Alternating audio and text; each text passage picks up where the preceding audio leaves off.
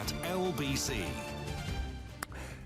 Yesterday, I handed over the reins of Ukip to Diane James. She's the new leader. In her first speech, she said Ukip was the opposition party in waiting. Could she be right? Could Ukip replace the Labour Party as the main opposition party by 2020? So whether you're Ukip, Labour, Tory, Green, Liberal Democrat, I want to hear from you. Tell me that it's complete nonsense. It's a pipe dream that UKIP's going to collapse. Or tell me, actually, Labour's in so much trouble that UKIP could plug the gap. Plus, I gave my last speech yesterday as UKIP leader, and I'm going to share with you what I really think about the party, its future, and what needs to be done.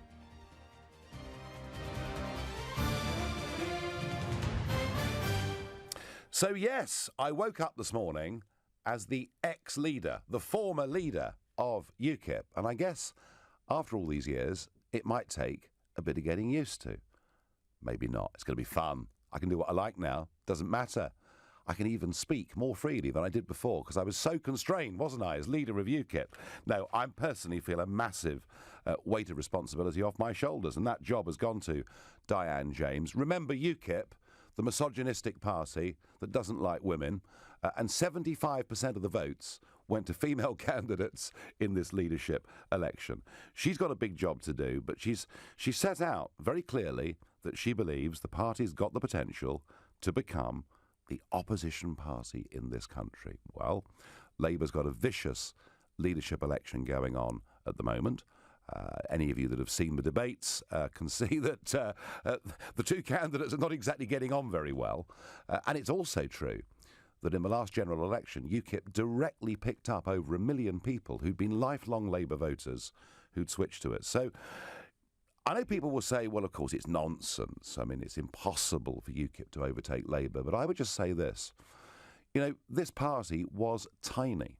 You know, all through the 1990s, into the noughties, we'd fight by-elections and get 1%, 2% if we were lucky. And we won a national election, the European elections of 2014. So the party's come a long way. The question is, has it run its course or could it go a lot further? Mark in Leicester is our first caller this morning. Hello. Morning, Nigel. Morning. Well, the first thing I'd like to say is congratulations on what you've done in the referendum. 25 years I've voted for Conservative, and the first time last year I voted for yourself and your party. So, you know, that's very commendable. The thing is now, I see UKIP going forward, is you really need to be rolling out policies on everything else except what Europe are doing. You know, yes, you're getting there, and you've not finished the job yet getting us out of Europe. And I'm sorry, you've probably had enough of all the backbiting by everybody in your country and in your fellow MPs in sort of Europe. But they've got to start rolling out other things. I don't know UKIP's policies on anything except getting out of Europe. OK, Mark. Well, you made a comment about backbiting, and later on in this hour, I'm going to talk a bit about that and a bit about some of the internal problems. I mean, UKIP's not unique to that, obviously. Sorry, Nigel, it's not just... I wasn't talking about internal problems. Right. I'm on about the whole country being like the press. I mean, the power of the press is unbelievable. It's people don't realise. When UKIP were coming to the surface about 2 years ago, from being a small party you talked about earlier on, some of the scrutiny of like somebody who was just a little party member was scrutinised as being all sorts of different things, racist, all. Oh, I know. Everything. I know. I mean, But Mark, if you challenge the establishment, you will always take some abuse.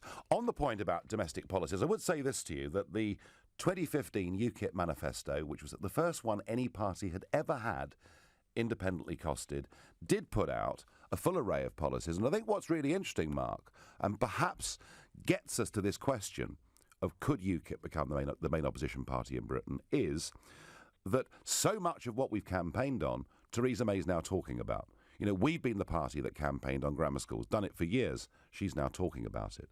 We were the party who said the foreign aid budget was too high and not being well spent. Well, Priti Patel is now talking about dealing with it.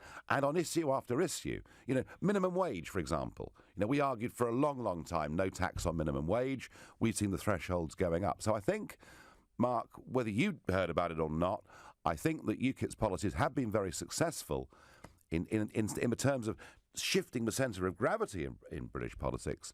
The question is, of course, will Mrs May deliver? I don't know. But Mark, no, thank you very much indeed for your call. Now, get involved. Follow Mark. Tell me what you think. Agree with me, disagree with me. You can do it by calling 0345 60 60 973, or you can text to 84850 or tweet at LBC. And you can watch the whole of this show live at lbc.co.uk and on the LBC Facebook page and even on the LBC app on your phone. So if you want to have a look at something that makes you laugh, tune in. Peter in Wimbledon, what do you think? Could UKIP replace the Labour Party? Never in a million years. A party of bigots and haters and hypocrites can be a credible opposition to the Conservatives. Okay. And you know it quite well. Your policies, Nigel, are based on hate. You don't offer any solutions. You praise or you prey on people's fears, and I don't know how can someone take you seriously. Before the Brexit vote, you stood in front of a poster which showing Syrian refugees escaping war-zone country, saying we are full. And what on earth that has to do with UK membership of EU? You're just opportunist and hypocrite. You married yourself to the EU national. Right. Sorry, Peter. What's wrong with that? Is that bad then? No. It's not. I mean, it's not bad. It's not a problem. It's just I can't understand. I'm still waiting for you or your successor to apologise to those people who suffered from rising racist crimes because of your behaviour before the Brexit vote. If people are foolish to believe that you have solutions to their problems, you don't have any solutions.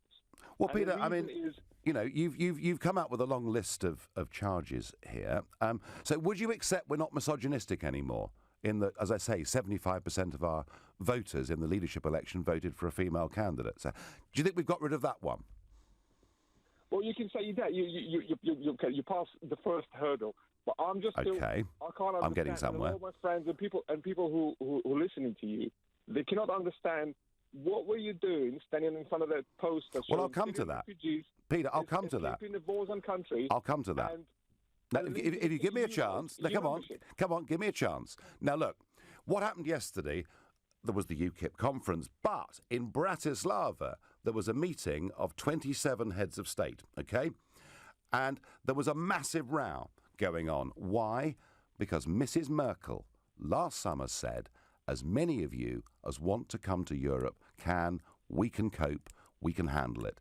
And what that poster showed were people crossing borders, rushing, as southern and eastern European countries started to put up borders, started to put up controls. And frankly, Peter, we can talk about genuine refugees. I have never, ever said that this country should not take its share of genuine refugees. But I think the problem is so many people that are coming are not genuine refugees. They are people, you could argue, seeking a better life. But surely we or the EU cannot cope with people in complete unlimited numbers. And I don't believe, Peter, that making that argument is racist. What do you think? I just still can't put two together with regards to. I know there is an issue with Syrian refugees, and it's a problem not only UK but the whole of Europe as such.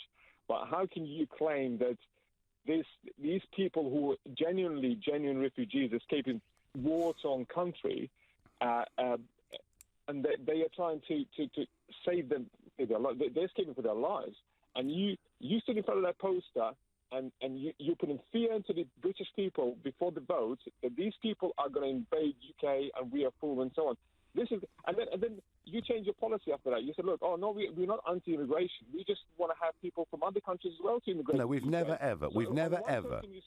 We've never ever. Look, you're against the EU immigration, and then on the other side, you're saying you're for other immigration from other countries. Peter, people apparently no good for you. Peter, when I did the LBC head-to-head debate, which Nick Ferrari chaired, against Nick Clegg a couple of years ago. Clegg said, Farage wants to pull up the drawbridge. He's against immigration. That's what UKIP stands for. We don't, in UKIP, want to pull up the drawbridge. We want to control who comes across it. And it strikes us as being pretty mad that you can allow in unlimited numbers of unskilled people whilst at the same time making it very much more difficult for skilled people from the Commonwealth or elsewhere to come into the country. And I, frankly, I think there may be some people like you who think it's racist to even talk about this subject. But I promise you, Peter, if you come to a UKIP meeting or look at UKIP candidates, you will see we are fully represented by members of every ethnic community. And I honestly, hand on heart, tell you that all these unpleasant words and names that get thrown at UKIP are simply not true. Well, please stay tuned. I will, later on in this hour, be revealing my thoughts on the direction of UKIP, on one or two of the things I think have gone wrong, on perhaps one or two of my failures as leader of the party. This is LBC. It's 10:15. This is LBC. I think we should move the desk into that corner. Oh, the desk's been awarded a corner. That could really change things at this late stage of play. If you're a Sky TV customer obsessed with football, upgrade now to Sky Sports and get 3 months for half price with no contract. You'll get more football than ever, 126 live Premier League matches and new goals and highlights on your phone. All half price for 3 months. Now for the corner. Oh, the bookshelves have just edged him out. He's been forced back to the sidewall. Search Sky Sports offer. Sky. Believe in better. New Sky Sports customers only. 31 days notice to cancel. Further terms apply. And they've done it! They've got the goal! And they're driving it right out of the car park! We're giving a gold Nissan Leaf to all Nissan's winning ambassadors in Rio. But you can still win too. Order a new 100% electric Nissan Leaf with Nissan Finance before the 30th of September and you'll get an extra £500 reward, as well as a £5,000 deposit contribution at only 5.99% APR representative. Search Electric September. Nissan. Innovation that excites. Deposit contribution not available on Visia grade. £500 reward is a gift card which can be used at selected locations. Available from participating dealers. GB residents over 18 only. Subject to status. Excludes business customers. TNCs at nissan.co.uk/electric September. If you've got mortgage arrears, mounting debts, or cash flow problems, do not despair. The lovely people at Property Rescue can help. They can buy your home for cash, often exchanging within 48 hours. They can even give you a cash advance, which could be very handy. And they're buying houses all over Britain. For a genuine cash sale, go to propertyrescue.co.uk. Property Rescue, problems solved. Hi, I'm Sebash, a programme manager at Transport for London, and this is my grandson, Jacob. I've been working on the road modernisation plan, which aims to improve our city for all Londoners. So far, we've transformed the public space in Elephant and Castle and are continuing to improve Stockwell. We've also built 4 new cycle superhighways and upgraded 4 more to help make cycling safer. These improvements aren't just for now, but for Londoners in the future too. Londoners like Jacob. To find out more, search TfL Roads. Transport for London. Every journey matters. At Todd Doors, as one door closes, another 35,000 open. Plus, if you find the same door cheaper in stock elsewhere within 7 days of placing your order, we'll refund you the difference. Conditions apply. Order in store, by phone or online at todd-doors.co.uk. Todd Doors. Beautiful doors since 1952. If you're a man over 40 and have lost your oomph, you may be experiencing testosterone deficiency syndrome. Loss of libido, tiredness, erectile dysfunction, and feeling a bit down are all common symptoms of testosterone deficiency. This can be easily treated. Speak to your doctor and visit whatistds.com for more information. Health education sponsored by Besson's Healthcare. Sunday morning from 10 on LBC.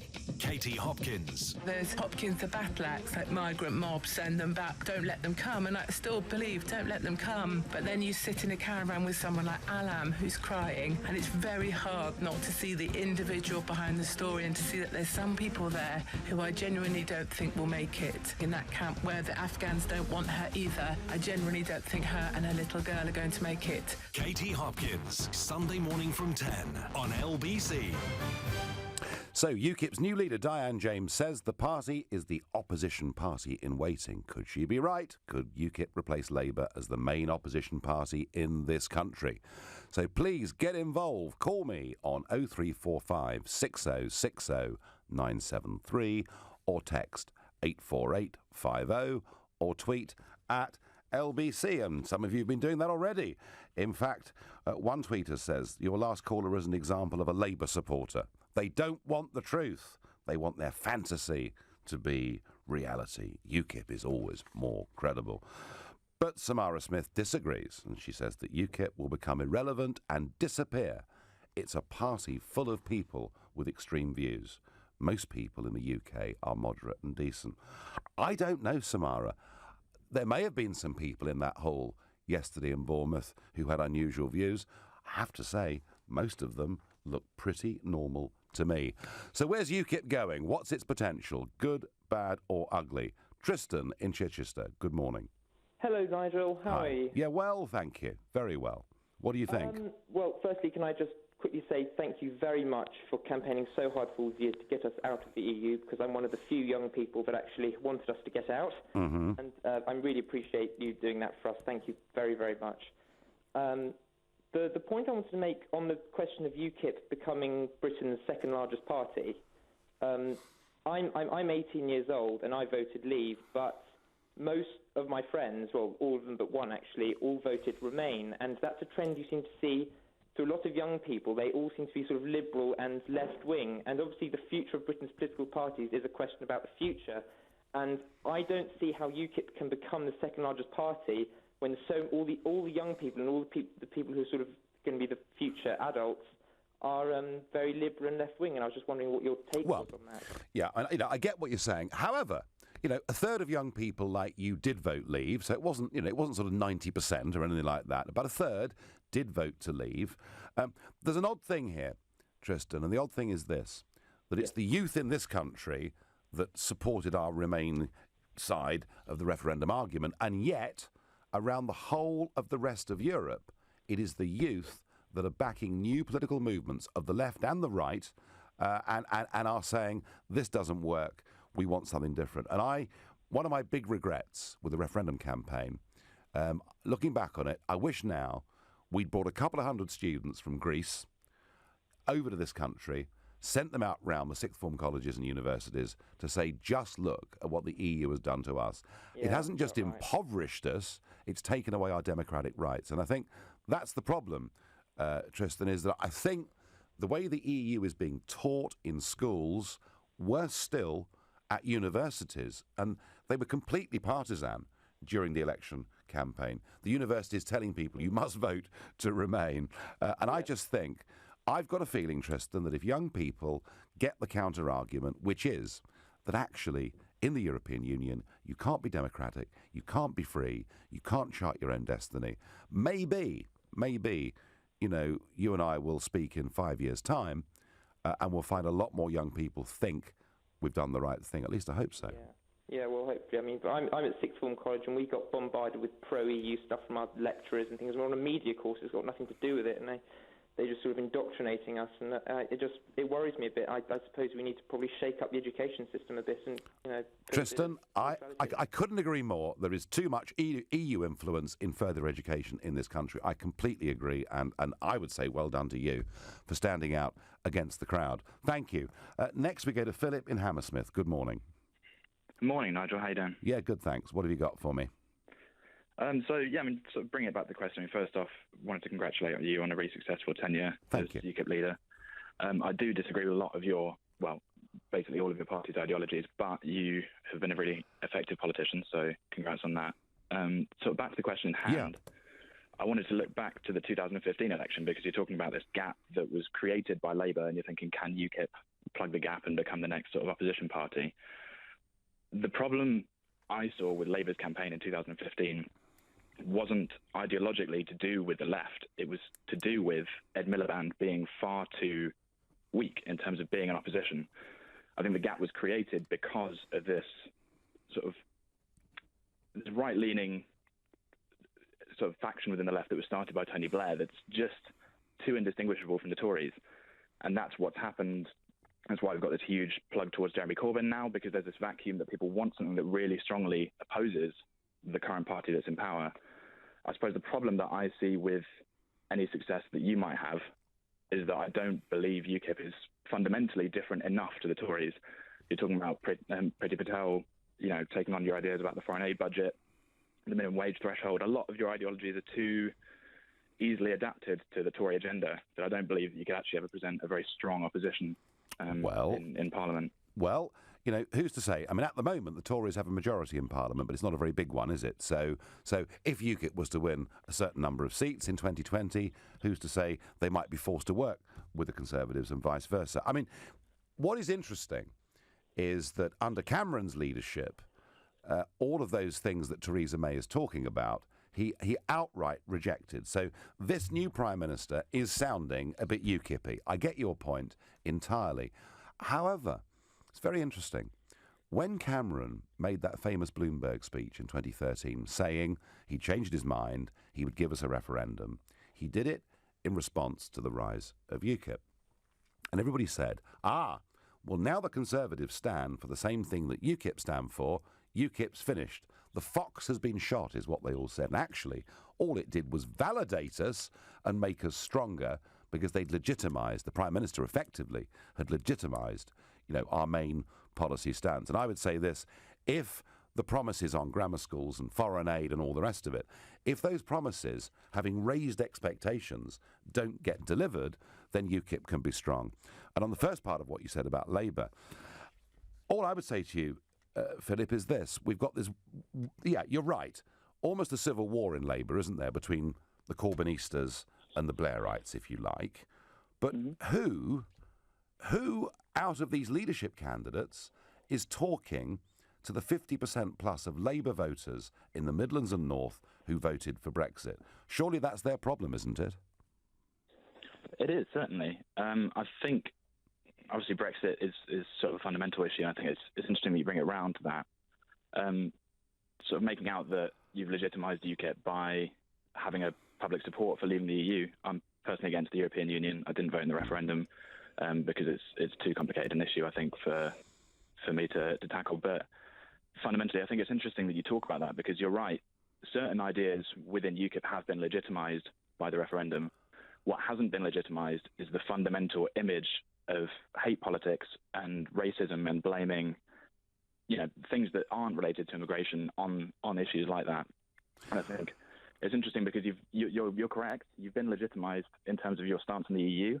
Other parts of your policy have been legitimised by, making it into things that Theresa May is now talking about. What hasn't been legitimised is this undercurrent of, really not very nice politics. And I think that's something that Jeremy Corbyn is standing against. I think it's something that a lot of people are now waking up to. And I think that any kind of strong opposition has to cut out that idea of hate because that's Philip, fundamental to... You can think that, Philip, if you want to. But, I mean, remember, when I first started talking about immigration as a subject in 2004, I was told it was wrong and hateful to even discuss the subject. I mean, that is the extent to which Labour, I think, had tried to close down debate on this issue. But thank you for your call. And, if you are a Labour supporter out there, you can tell me why you think UKIP could never, ever really bite into that Labour vote in a big way. Or perhaps you are a Labour Brexit voter and not quite sure where to go next.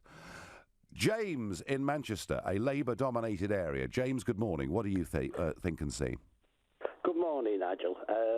My hero. What do I think? First of all, very quickly, I'm a UKIP supporter and I voted Leave. You're quite right. I live in Salford, and I do think genuinely that UKIP have every chance of being the second party, so to speak, the opposition. In fact, there's an awful lot of people where I live who believe they already are. And in fact, if there was an election tomorrow, they wouldn't necessarily win, but they certainly would come in with a big vote. And can I just say quickly, up here in the north, I mean, I've never supported Labour. I used to be Conservative until Cameron arrived, and then I voted UKIP. Up here in the north, I feel very sorry for a lot of Labour supporters, the hardcore, what I call Labour supporters, because I feel they've genuinely been abandoned in this abyss. Because on one hand, you've got Corbyn. I mean, I literally watch these debates on Corbyn and Owen Smith just for entertainment value. You've got Corbyn, who's not very strong, not strong character-wise, and is very wishy-washy what he wanted to do with the British public, whether keep them in or bring them out, so they're halfway in, halfway out. And then you've got Owen Smith, who's come from nowhere, who I believe is firmly on his own political career agenda, who, to me, I mean, as an onlooker, there's a great saying, a visitor for a mile can see for a while. Sorry, a visitor for a while can see for a mile. And if you look at these things, when you don't support a particular party, you tend to spot a lot more than what you would if you supported them. And I watched Question Time with Owen Smith, and he virtually said to David Dimbleby, if I win and in the 2020 election, I am going to put us back into the EU. I know. We're out. I know, and that's right, James, and you're one of those voters, you see. You're one of those voters up north who voted for Brexit that are, frankly, I think, being ignored. Yes, Owen Smith. Owen, who are you? Smith, I think, might work, because I hadn't really heard of him before this, I have to confess. Well, James thinks that. Others disagree. You know, John tweets in, UKIP is finished. A bunch of right-wingers that's run out of steam and now is history. You'll never replace Labour. Lots of different views. We'll continue with your calls in a couple of minutes. Plus, there's a lot of rumours circulating, swirling around the media and the internet that I went skinny dipping in Bournemouth ahead of the UKIP conference. Well, I'll let you know whether that's true or not after the latest news. It's LBC, it's 10:30, news time now with Moira Alderson. A retired general has warned Britain's armed forces wouldn't be able to protect the UK from a full-scale attack by countries like Russia. The comments by General Sir Richard Barrons came in a private memo to Defence Secretary Sir Michael Fallon and were seen by the Financial Times. New drivers caught using their mobiles at the wheel just once could have their licences taken off them in future. The government's looking at doubling the punishment from next year to 6 penalty points and a £200 fine. Theresa May could trigger Article 50, the process to leave the EU by February, according to the European Council President. At a meeting of EU leaders, Donald Tusk said the Prime Minister made the comments earlier this month.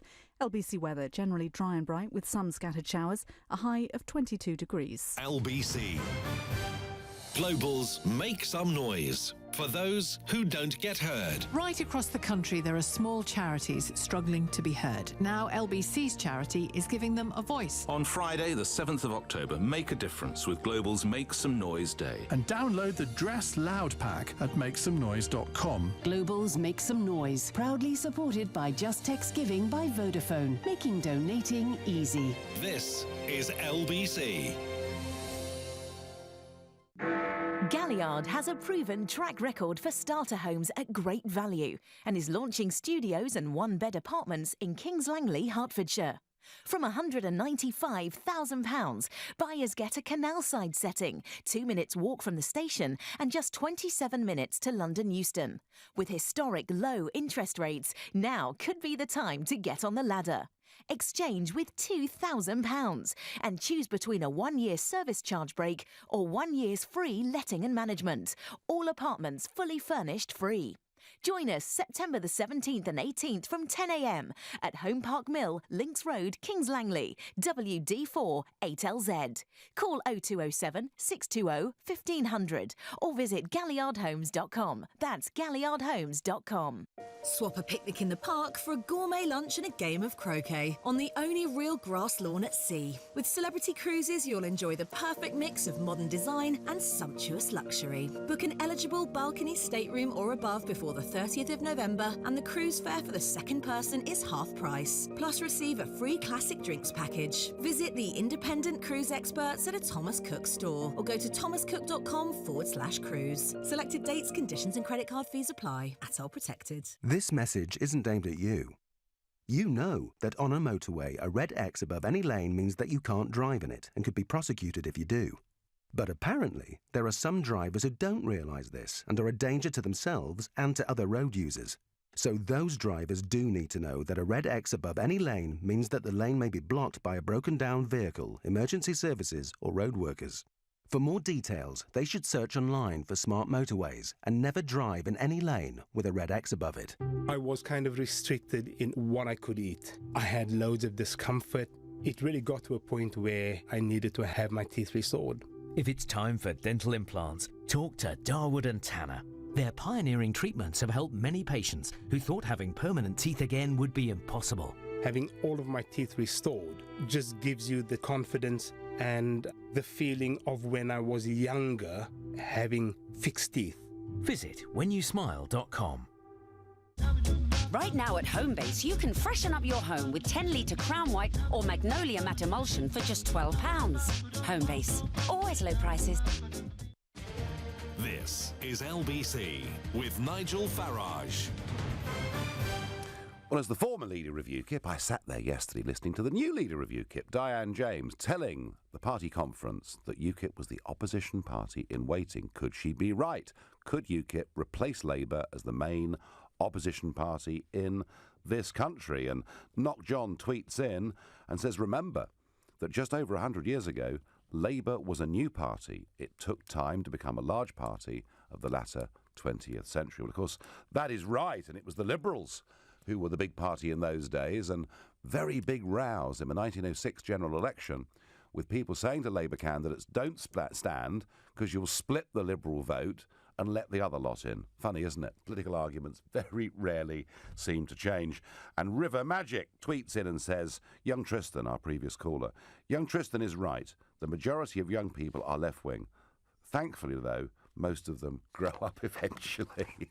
Well, so the newspapers, there's lots of gossip that I might have done something truly extraordinary whilst I was in Bournemouth. Well, actually, on the Thursday evening before the conference, it was warm, humid, the thunderstorm, the dramatic lightning show hadn't quite yet arrived, and I was sitting out on the terrace overlooking what I think must be one of the most impressive beaches in the country. It's fantastic. It's also very shallow. It's quite safe. It doesn't have a very big tidal range. These are all my defences that I'm getting in here to show you how rational and reasonable I am. But no, at midnight, it seemed an amazingly good idea to me to go for a swim, so I did. But it wasn't skinny dipping. I did keep my underpants on. Do you know what? It was absolutely wonderful. Now, I'm not saying we should recommend people chuck themselves into the sea all around the place, but I can assure you it's not the first time I've done such a thing, and I intend to do it again. So I hope that deals with it. Funny, isn't it, what the newspapers want to talk about? Back to the main issue. UKIP, its future. Where's it going? What problems does it need to solve? Some of which I'll talk about a bit later on. But for now, we go to Greg in Redbridge. Good morning. Good morning, Nigel. I think that UKIP can move more into an opposition, a stronger opposition. Some of that could be down to their common sense, successful politics, but a large part could also potentially be down to the sort of capitulation and failure of the Labour Party. I think it's all right for people in London and what have you, but what sort of pint-drinking, fag-smoking white van man in Burnley looks up to someone like Emily Thornberry? You know, you've got someone like Emily Thornberry sort of ostracising, you know, people that put England flags outside of their house. You know, what person from up there is going to look at someone like Emily Thornberry speaking on Sky News and think this person represents me? Or Eddie Izzard? The Labour Party is in disarray because it doesn't know who it's speaking to. Are you suggesting, Greg, that Eddie Izzard's pink beret is not some kind of secret weapon that could get the working classes voting Labour again in droves? Well, it's just, I mean, he's so erratic. I mean, that occasion on Question Time. Oh, don't remind me. Well, exactly. And sort of, you know, Russell Brand, when you were on there yourself as well, you know, the people at the back. You've got such a broad base of Labour supporter, and that's why they're in disarray. But for some reason, UKIP seem to be managing it. There's this fallacy that UKIP only pick up Tory votes, whereas all the facts and data suggest otherwise. UKIP seem to be able to appeal to members of the Labour Party or former members of the Labour Party and the Conservatives. And non-voters, Greg. Everyone forgets this. One of the reasons that the opinion pollsters got the growth of UKIP wrong in sort of 2012-13 is they couldn't see that nearly a quarter of the UKIP vote in some elections was coming from people who just simply had divorced themselves from the political process, and they saw UKIP offering policy solutions and got themselves back involved. And Greg, I think your comments about the sort of attitude and perhaps disdain or perceived disdain of the Thornberrys and people like that is right. Eddie Izzard on Question Time, I remember he just screaming at me, and Dimbleby, who's a good chairman, just sort of not being able to control this guy. But, Greg, let me tell you, I'm very grateful to Russell Brand because he's given me one of the enduring images of my time in politics that I'll never forget, and that is before we went on to film that Question Time episode, seeing Russell Brand standing at the doors of a studio, having his chest hair combed by two of his assistants is not something I'm going to forget in a hurry. With that thought, we move on to Harrison in Basingstoke. Harrison, age 13, I'm told, Harrison. Yep, indeed. Hi, Nigel. It's great to speak to you again. I remember speaking to you back in July. I remember. Yes, you really rather stunned me back in July. So what's happened in your world since July? What's going on out there? Well, I've been watching several of the Labour leadership debates, and all I've seen in my eyes, really, is two unelectable men from an unelectable party stood on a stage. Absolutely no reason for them to be there, to be honest. I mean, Corbyn, he's just, in my eyes, he's dangerous. I'd be worried to see him in office. And Owen Smith, well, he's just undemocratic, trying to overturn the Brexit debate. And I know that's something you will have thought about, Nigel. I'm sure, yeah. So, no, I just think the Labour Party have finished. Really, I don't really see them having a future in government, even in opposition, to be honest. I think they're in trouble, and I think you're right. That's why what Diane James said yesterday was so interesting, because Labour really have got a big problem. Tell me something. When did you start getting interested in politics like this? Well, I'm not sure really. It happened over time. I think it was 2 years ago now. I think it was probably 2 years ago when I started seeing. Actually, I've kind of started seeing your speeches in the European Parliament, and I actually watch them sometimes for entertainment because they're quite funny. They're supposed to be very serious political commentaries, Harrison. But it's just the way that what you say is it's true, but it's kind of saying it how it is, and that's something that I think is what we need in politics. And what do your mates always say think? to my dad, wouldn't it be great if Nigel was Prime Minister? And what do your mates think, Harrison? I mean, do your mates at school all think you're mad, or do they think you've got some interesting things to say? I mean, are they interested in this stuff or not? Well, I'll tell you something. My left-wing teachers aren't particularly they don't really agree with me half the time, and yeah, I know they're just typical BBC watchers, Guardian readers. Harrison, yeah. I tell you what, son, I have been opposed to reducing the voting age to 16. I've thought 18 was more sensible. But speaking to you again, do you know what? I might just be changing my mind. Brilliant. Terrific to hear from you. Have a great day. Wow. Next we go to Mark in Barnet. Mark, good morning. Good morning, Nigel. I don't know how I can follow that, really. I know. He's amazing, wasn't he? Well, Nigel, I'm a Brexiteer Tory, so I'm very happy at the moment with where we are. But, I do have some sympathies with UKIP, obviously.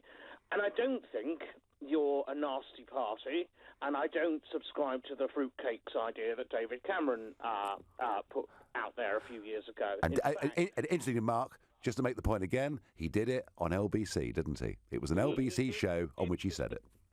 I remember it well. And some of the nicest people when I was a council candidate a couple of years ago were Barnet UKIP among my opponents. But I just don't think you're going to be the next opposition party, because I think there's a massive divide between your activist base, like the people in Barnet UKIP, who are nice, decent people, and the factionalism in the front line. Now, what I mean by that, I'll just give you two examples. Peter Whittle, and I apologise if I'm about to criticise people you know personally, but Peter Whittle was basically, he just did not seem adequate as a London mayoral candidate. And in the recent leadership election, you passed up, for reasons that seemed to me somewhat churlish, the opportunity to elect Stephen Wolfe, who I think would have been a much more polished performer. And you've gone for Diane James, who, with the best will in the world, I did watch her speech yesterday, was insubstantial and somewhat uninspiring. And I just wonder, Nigel, whether the front line of UKIP, the National Executive Committee and the various people on the front line are actually ready to go to that next level of professionalism, which you need. You've raised an absolutely brilliant point. I've met UKIP Barnet before, and as you say, really sensible, good, honest, decent people. Actually, whatever they say about our party, most people out there, the grassroots, are just decent people who care a lot and get involved and engaged. But there have been problems at the top of UKIP, and I will, after the break, quite honestly tell you what I think about things. Coming up after 11, there's a new sort of Uber-style service offering patients a same-day appointment with an NHS GP, but it's going to cost you 50 quid. Should you pay 50 quid to see a doctor? Would you pay 50 quid to see a doctor if you were guaranteed to see them on the same day? Or do you think this is privatisation through the back door?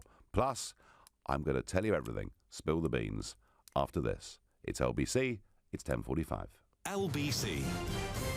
Swap a picnic in the park for a gourmet lunch and a game of croquet on the only real grass lawn at sea. With Celebrity Cruises, you'll enjoy the perfect mix of modern design and sumptuous luxury. Book an eligible balcony stateroom or above before the 30th of November, and the cruise fare for the second person is half price. Plus, receive a free classic drinks package. Visit the independent cruise experts at a Thomas Cook store or go to thomascook.com/cruise. Selected dates, conditions and credit card fees apply. ATOL protected. Everyone likes saving money. A little bit here, a little bit there. But what if I was to tell you that you could save a massive £120? Because if you're looking for a brand new smartphone, you can get a £120 discount on any smartphone plan from BT Mobile if you have BT Broadband at home.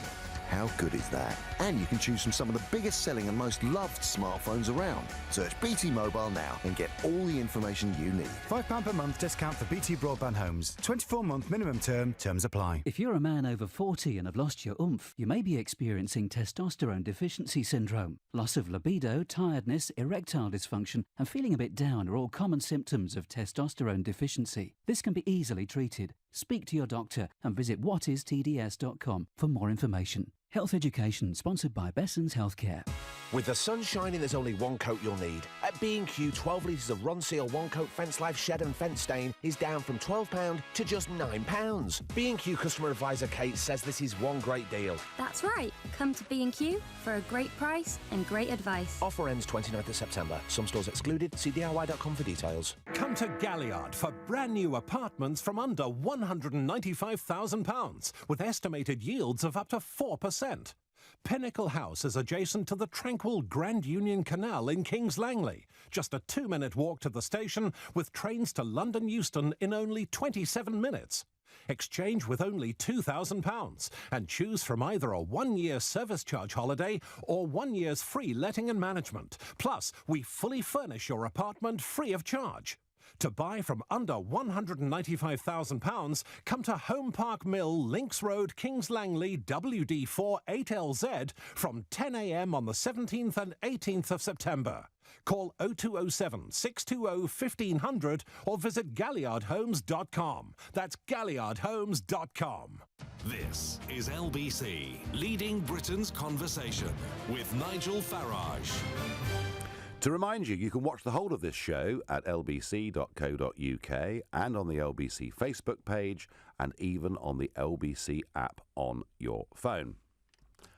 OK. Since the general election of 2015, I have been biting my tongue. I have been diplomatic. I have been holding back. I haven't said or done some of the things that needed to be done to solve some of the problems that exist in UKIP. Why? Well, I felt that fighting the referendum mattered more than dealing with the internal problems in the party. And whilst on the outside, the UKIP bonnet, may have looked clean, perhaps even shiny to some, underneath the engine, I'm afraid, has been breaking down. When Douglas Carswell defected to UKIP, it was a big moment. An MP, reasonably well known, joining UKIP, calling a by-election on a point of principle, which I thought was terrific, and then going back to his fiercely Eurosceptic Clacton constituency and winning that by-election. And, that was big stuff for us. Big stuff for us. We just won a European election. The momentum was really going. The European debate was being heard more clearly.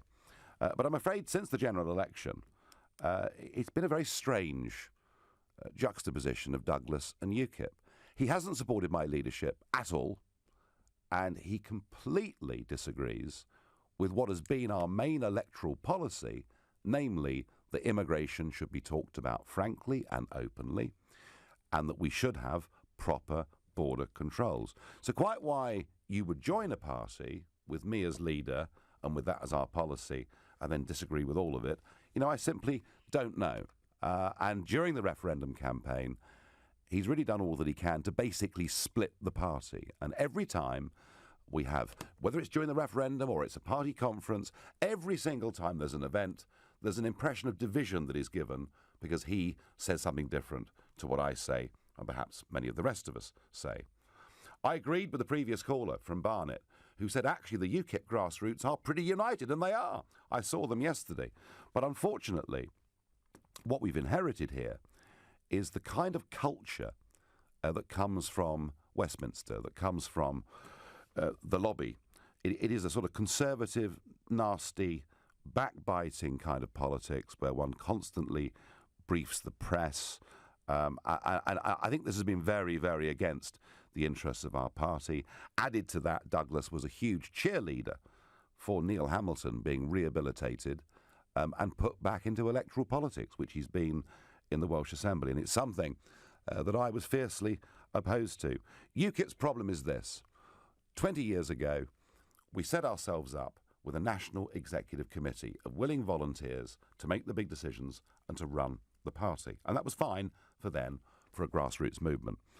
We now have people making these big decisions who've got very little experience of politics, in many cases not much experience of business either, and they are vulnerable to the professional lobbying that career politicians do. And because of that, in many ways, UKIP is slightly paralysed in terms of recruiting new members, in terms of planning for election campaigns.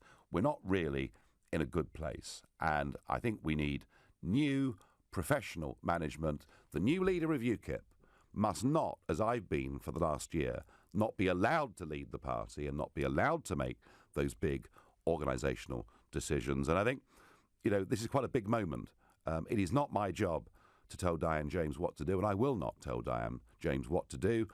I'll do nothing unless she asks me for any help, in which case it's there 100%.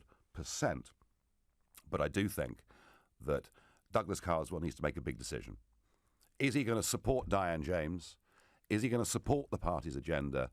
Because if he's going to go on sniping from the sidelines, frankly, it's no good for UKIP. And I don't think looking at him, and he doesn't look very happy to me, I can't believe it's very good for him either. So a party with 4 million votes that only got one MP, but one MP that really isn't doing anything for us or for himself. And I think that is quite a big moment that I suspect will come to a head in short time. As for Mr. Hamilton, well, Neil and Christine Hamilton are enormous fun to be with socially. I mean, as party animals and raconteurs and all the rest of it, they're terrific. But unfortunately, Neil had a very damaging effect on the Conservative Party back in the 1990s. And I don't think his image, leading our group in the Welsh Assembly is terribly good.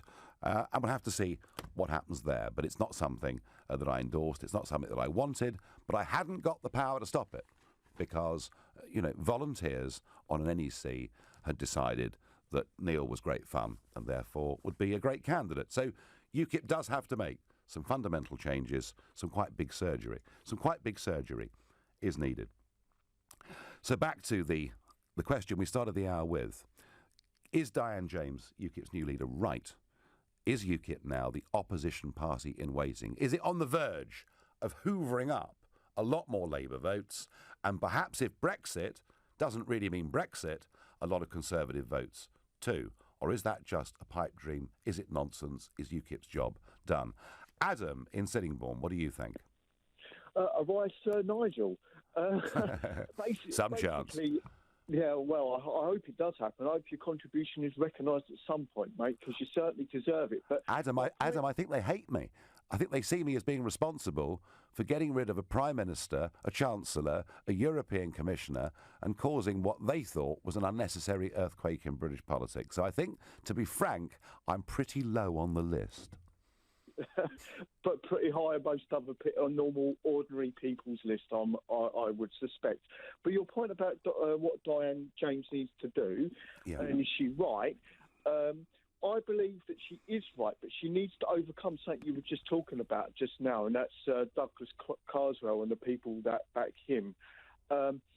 Because as far as I'm concerned, I'm a UKIP member, and I just see Douglas Carswell as a destructive member within UKIP. I see him as a Tory plant enabled to destabilise UKIP from within, and he's done a pretty good job at doing it, if I'm honest with you.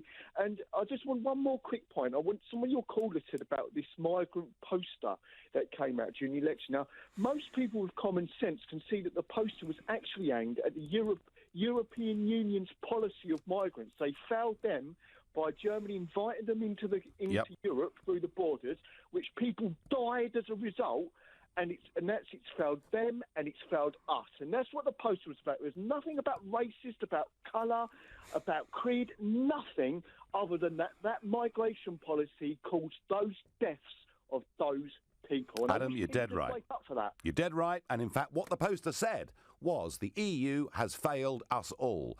And just look at that summit in Bratislava yesterday, where now the prime ministers of Hungary, the Czech Republic, Slovakia, they are saying to Merkel and Juncker, forget it. We're not going to have migrant quotas imposed upon us through your irresponsible policies. So this concept that the EU has failed us all, failed in terms of its migrant policy, completely failing in terms of what the Eurozone has done to Southern Europe, that is gathering pace. Adam, your thought that I'm not saying Douglas Carls was a Tory plant, but what I am saying is he's much too close to people still sitting within the Conservative Party. And during the referendum campaign, he might as well have been Conservative, not UKIP, frankly. But what he is doing is he's trying to divide and change UKIP policy. And why you would do that when you joined a party that was pretty clear in what it stood for, I don't really understand. But thank you, Adam, for your call. Next we go to Harvey in Gloucestershire. Harvey, good morning. Hi, Nigel. Hi. So firstly, you are a god. Secondly, I wanted to know that obviously UKIP took seats from Labour and the Tories in the general election. So can they retain those seats for the next election? Well, the problem, Harvey, is this, that UKIP is good at winning seats, in European elections when it's proportional representation, winning seats in the London Assembly, winning seats in the Welsh Assembly when there is an element of proportionality. We've managed, despite the difficulties of first past the post, to get quite a serious imprint into district councils and county councils. But the general election problem, Harvey, was simply this: 4 million votes and one seat. Never in the history of British politics has any party got so many votes and so few seats. I've got to tell you, I was feeling pretty hacked off the morning after the general election next year. Now, in terms of where our support comes from, there was a sort of traditional view that UKIP supporters were all beblazered Conservatives, and it's absolute nonsense. What we showed at the general election, we've got bite into the Labour Party, we pick up non-voters too. So, our ability is to pick up seats across the board. The question really, Harvey, I think, is not is Labour in trouble? It's obvious that it is. The question is, has Theresa May effectively tried to steal UKIP's clothes? Does she mean it? Or if she fails to deliver, well, possibly, then, we may well find that that a lot of those people tempted by Theresa May come back. Harvey, thank you very much indeed for your call. Well, we've examined that, and we've had all sorts of opinions, some who think that UKIP is going places, others who hate UKIP, loathe UKIP, and think UKIPers are all absolutely beastly and awful. I think the party has still got a great future. I genuinely do. I think Diane James is good. I think she looks good. She's determined. But I do think one or two bits of radical surgery do need to be undertaken. OK, so a new Uber-style service offering patients a private same-day appointment with an NHS GP is being rolled out nationally. So it would mean there's no queues. You can skip it. You can see your doctor, just make a call and go and see your GP of an evening or of a weekend. Trouble is, it's going to cost you £50 to do it, to make that appointment. There are many that will say, I can't get a GP appointment, I work hard, I haven't got time, I need to pay the 50 quid. Others that will say it's privatisation via the back door. Either way, call me on that subject, Nigel Farage, here on LBC. And it all starts next.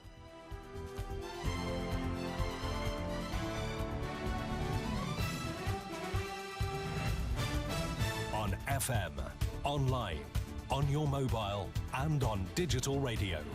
Leading Britain's conversation. This is LBC. From Global's newsroom at 11 o'clock, the European Council President says Theresa May has told him when the process of the UK leaving the EU will begin. She declared that it's almost impossible to trigger Article 50 this year, but it's quite likely that they will be ready maybe in January, maybe in February next year. Donald Tusk made the comments at a meeting of leaders from all the other EU countries following a conversation with the Prime Minister last week. Formal negotiations to leave the Union can't start until Mrs May triggers the official process. Texting while driving could soon result in 6 points on your licence and a £200 fine. The government's planning to double the current punishment for using a mobile if you're behind the wheel. Transport Secretary Chris Grayling wants it to become as socially unacceptable as drink driving. A former military general's warning the UK wouldn't be able to protect itself from a full-scale attack by Russia or another serious military power. It's reported General Sir Richard Barron's claims the capability of our armed forces has been withered by design. His comments are made in a memo to the Defence Secretary Sir Michael Fallon. Major General Tim Cross, a retired British Army officer, has told LBC he agrees. The reality is what Richard is saying is true. That a resurgent Russia and indeed China and other places, if the UK homeland came under threat, we would be very, very pressed to defend ourselves. And that's just a reality. Now, what you do about it is another issue, and that's up to the Secretary of State and the Prime Minister, of course. A man's been arrested by police investigating the disappearance of a baby from Barnet in North London who hasn't been seen for more than 11 years. The 38-year-old was detained in Hertfordshire last night and is being held on suspicion of preventing a lawful burial and perverting the course of justice. A woman has already been charged in connection with the investigation. A 24-year-old transgender soldier has become the first woman to serve on the front line with the British Army. Chloe Allen joined the Scots Guards as a man in 2012. It was confirmed in July that women would be able to serve in close combat roles. Kadina Cox says it was an awesome feeling to become the first British Paralympian in 32 years to win gold in 2 different sports at the same Games. She took the C45 cycling time trial as well as claiming victory in athletics T38 400 metres in Rio. Paralympics GB now have 126 medals, including 50 golds. LBC weather generally dry and bright, some scattered showers in the southeast, a high of 22 degrees. From Global's newsroom for LBC, I'm Moira Alderson. This week at Lidl, freshen up your dinner with a fantastic offer on fresh veg. Red onions, celery, aubergines, corn on the cob, all sorts of shapes, but only one price size, 29p. That's what I'd call Lidl Pick of the Week. Offer ends 21st of September, subject to availability, NI may vary. Selected stores. LBC Travel, good morning, I'm Tom Watts. In Surrey, between the M25 and Malden Rushet, the A243 is closed for an accident near Chessington. In London, the northbound A1, the Archway Road, that is closed for roadworks in East Finchley towards Henley's Corner, the North Circular from North Hill in Highgate. At Hanger Lane, the westbound A40 slow onto the North Circular because of an accident on the Slip Road. And also in London, in the city, Bishopsgate is closed northbound near Liverpool Street Station for water main works. In Kent, the A2 is closed both ways in Chatham for an investigation, and in Cheshire very slow on the southbound M6. A lorry's broken down around Knutsford at junction 19 after the derailment yesterday. Cancellations and delays on trains between Euston and Milton Keynes. For more real-time traffic updates, visit lbc.co.uk. Leading Britain's conversation. This is LBC with Nigel Farage. Call 0345 6060 973. Text 84850. Tweet at LBC. So a new Uber-style service offering patients a private same-day appointment with an NHS GP is to be rolled out nationally. It would allow you to skip queues to see a doctor. All you would have to do is to pay, and medical care would be available 7 days a week. The plan is to charge patients around about £50 for each appointment, during office hours, £70 if we want to go late in an evening or at a weekend. Critics are going to say that it's a two-tier health system. It's a step towards privatisation. Others will say, why not pay 50 quid to see somebody when you want to? Perhaps that'll relieve the pressure on everybody else. What do you think? Call me now on 0345 6060 973. I'm Nigel Farage. It's all next. Well, it's interesting, isn't it? GP appointments. I honestly think that one of the biggest and strongest arguments during the referendum was around healthcare services. It was on both sides of the debate, wasn't it? The Remainers said that if we weren't in the European Union, we couldn't access the workforce of people that the National Health Service needs, and indeed particularly care, old age care, that sort of thing. And the Leavers said, well, firstly, they said, £350 million a week. Some of them said, I didn't say it, but £350 million a week would go to the NHS if we left the EU, and that would solve many of our problems. But also what the Leavers said that really did work was, why can't you get a GP appointment easily anymore? Reason, not lack of resources in the National Health Service, but a rapidly increasing population that has made things much tougher. And I genuinely believe that a lot of people who made their minds up to vote Leave did so because they could see their local schools couldn't cope, their local GP surgeries could not cope. Now, I've heard, going around the country, all sorts of stories about people wanting a GP appointment and having to wait 2 weeks, which, you know, by which time you could be, it could all be over, couldn't it? I know myself that to get a GP appointment means, you know, getting there at 7:30 in the morning for a same-day appointment, queuing up and perhaps getting an appointment, or normally getting one, but for later in the day. And there have always been, certainly in London and the big cities, always been the possibility of getting a private GP. But now, via a phone app, you know, people will be able to pay 50 quid to get a same-day appointment. Do you think they're going to say yes to that, no to that? Is it a bad sign? Has this happened to some extent within dentistry already, when a lot of people now go private? For my own part, I have to say that I have paid money to go and see GPs at short notice, working in London.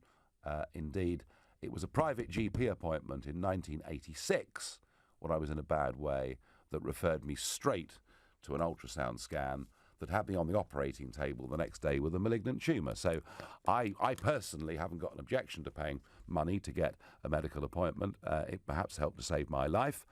And I also think if people pay to see somebody, that should surely relieve the pressure on those that can't afford to pay to get the services. That's what I think, but I'm prepared to be persuaded that I'm wrong and selfish. I'm prepared to be persuaded that actually this is privatisation via the back door.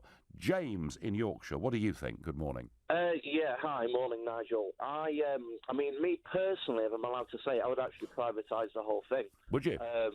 Yeah. I mean, I've paid an awful lot of money, Nigel, over the last 7 years since I started working for the National Health Service. I've seen my GP twice, and I've been to an A&E once when I was drunk about 6 years ago. And that's the only time. But if you actually add up what I've contributed, now, if the population of this country carries on, and we're not going to import doctors or start training more doctors, then we've got no choice but to move towards some form of privatisation, because we cannot keep going. So you would be happy, James? You would be happy? You'd be happy to pay 50 quid to get a same-day appointment? Is that what you're saying? Oh, that would be absolutely fantastic. Absolutely perfect. I'd love that. If I didn't have to pay if I didn't see my payslip, every national insurance... James, stay on the line there a second. You've given a very strong view on this, and I've just got somebody who might counter that and sort of see how you you react to it. So just stay with me for a moment. And we move to Fran in the New Forest. Fran, good morning. Hi, Nigel. Hi. I disagree with him entirely. What about the poor people that can't actually afford to pay £50 and have paid their national insurance all their lives, like myself?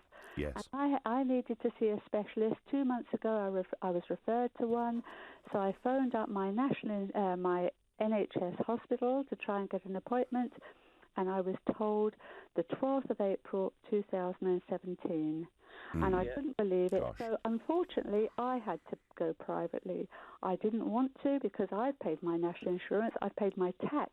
I have been a taxpayer for over 45 years. But you could afford it, Fran, yeah? I couldn't afford it. That Right, was the okay, point. fine. I could spend my money on other things. Yeah.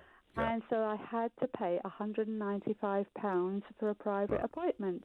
So, James, what do you say to that? Fran, who's clearly been asked to wait an inordinate amount of time, is effectively forced to pay to get seen. Yeah. So isn't there a danger, James, that if we go down this route, we start forcing more people into Fran's situation?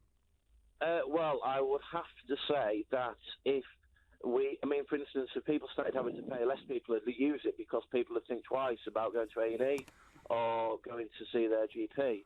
But what I would say is this. There seems to be a complete lack of denial. I mean, the population of this country, I remember in the early 90s, I'm just old enough to remember, when the doctor used to come and see me. But when Blair came to power in the late 90s, you could see, I've got family who work in, the National Health Service, and even they're in denial. So it is, again, down to the population of this country. I know people don't like to talk about it. I know people up in York don't like to talk about it, where I'm from. But it is a fact. The population of this country is the reason, going up, is the reason we have a national health crisis. I just wonder what she thinks about that. Well, Fran, what do you think about James's comments? I do agree that it is the population explosion, really. It's numbers. I don't care who comes in as long as they can actually afford to pay for their own medication. We have become the International Health Service. We are not the National Health Service anymore. I agree that anybody that actually comes in should have a health insurance, like we have to have a health insurance when we go on holiday. I know from experience, people say, oh, when you go abroad to Europe, you don't have to pay. I know from experience that in Romania, we had our E110, we exceeded the cost on that, and the money was actually refunded by the British NHS to Romania. That's absolutely right, Fran. That happens over in Europe. Yeah, that happens. That happens. But we're not doing it here. Well, the other way round, there is a real problem. And that you're right, if you get treated somewhere else, the NHS pay for that. But the level of unpaid bills in this country from other European governments is absolutely massive. So it's not been a level playing field. I think, interestingly, both of you have got some very strong points. Both of you accept that a rapidly rising population means the National Health Service hasn't caught up. But, Fran, I think you're with the majority. You want the National Health Service to be free at the point of access to everybody. And if those that have got more money want to cut the queue by paying, that's actually not a bad thing if it relieves the pressure for those that haven't got the money. So I think both of you have actually got very strong points. However, I have to say, I think the view of completely privatising the National Health Service, I reckon that's a minority sport. I think we as a country do believe in the National Health Service. We want to see it be a success.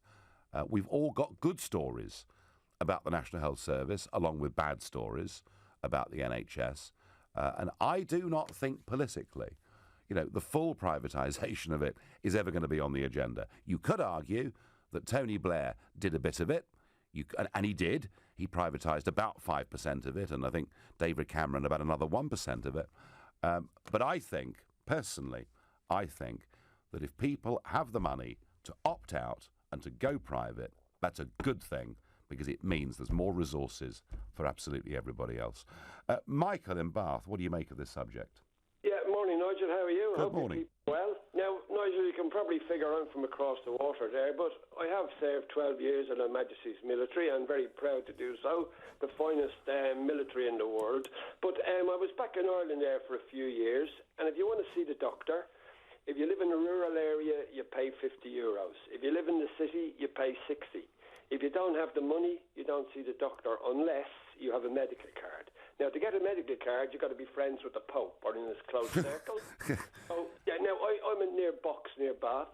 They got a fantastic surgery here, brilliant doctors, and they couldn't be more helpful. I had to go for a minor ailment a few weeks ago, and in the reception room, there's an annunciator board, and they put up the previous week's appointments that people haven't bothered keeping. And the number of man hours that are wasted from people who book appointments, don't bother keeping them, and don't even have the basic civil courtesy to ring in and cancel.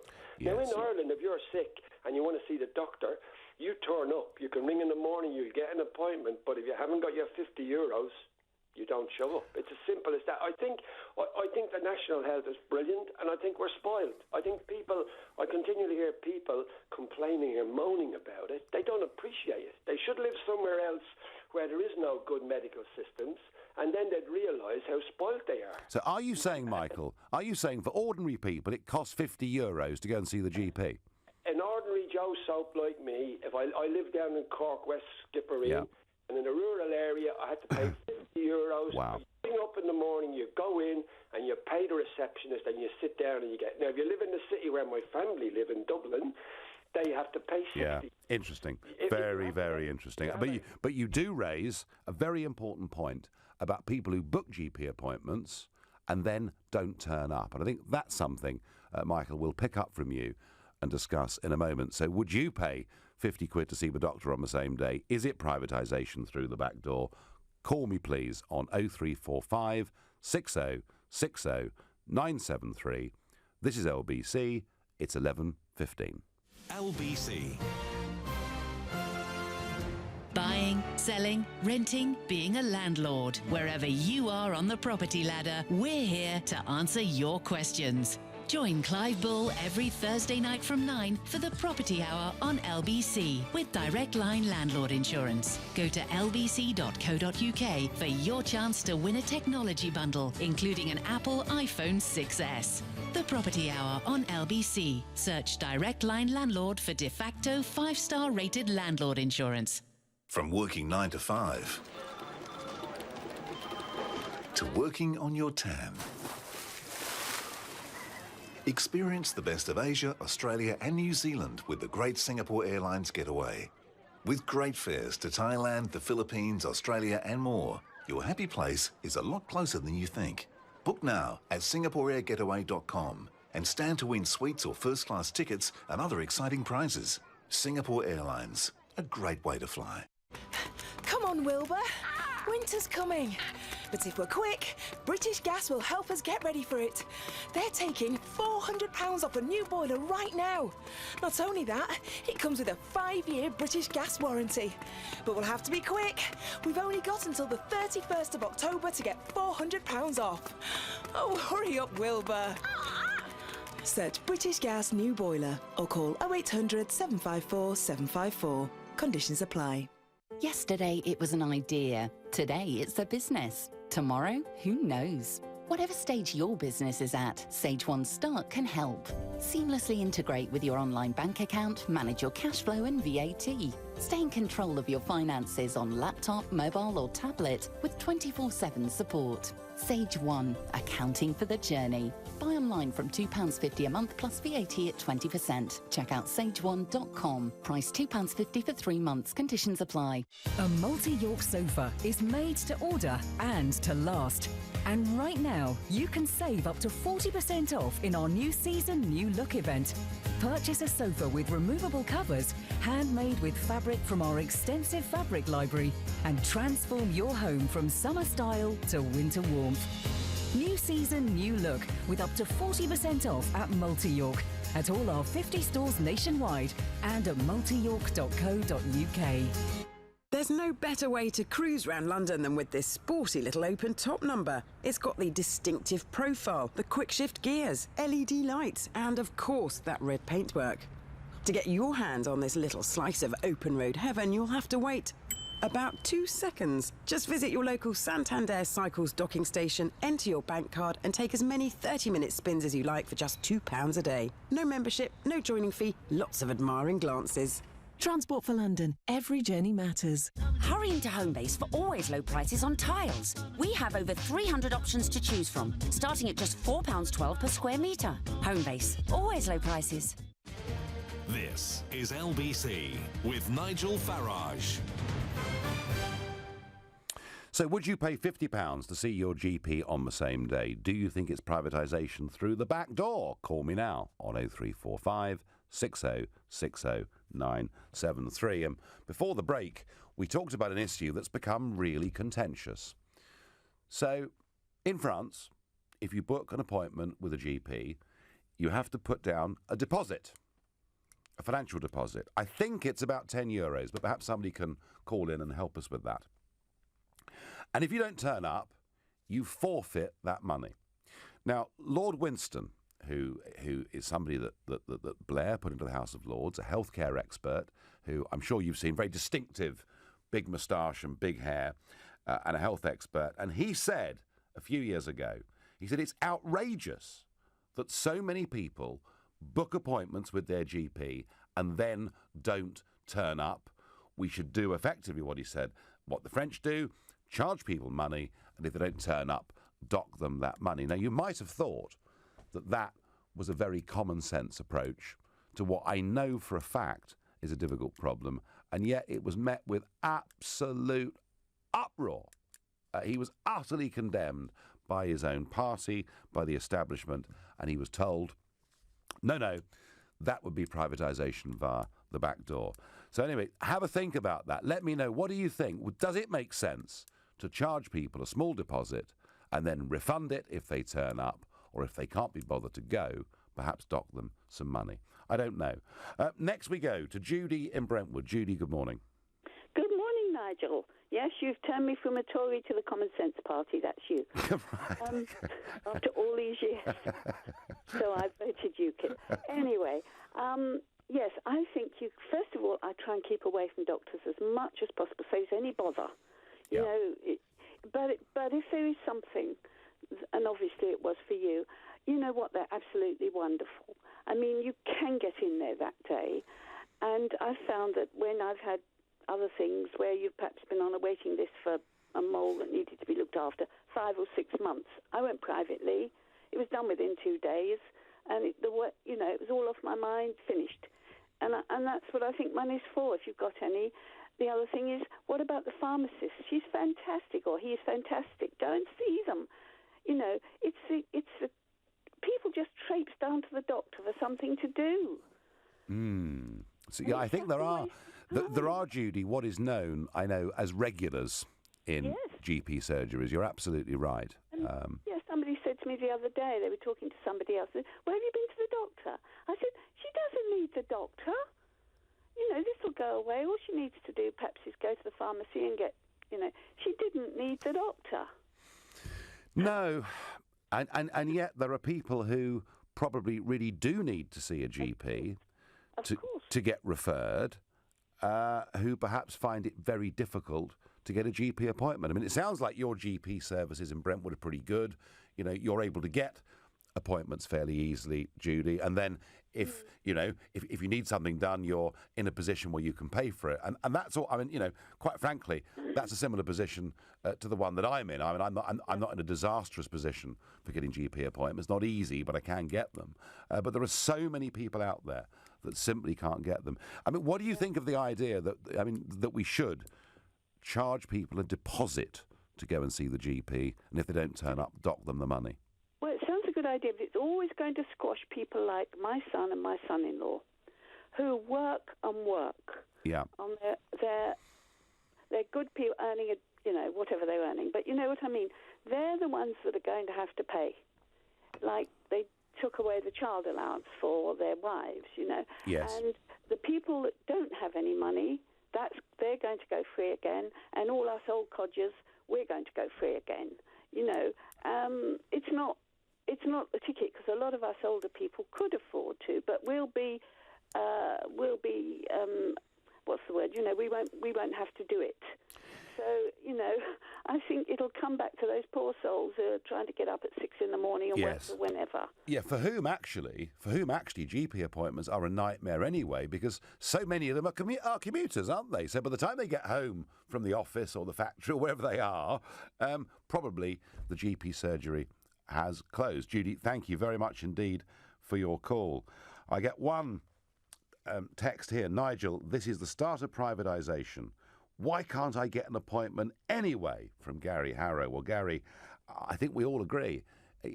Money put into the NHS has not been reduced, but the demand for the NHS, with a rising population and with people having higher health expectations, has gone up.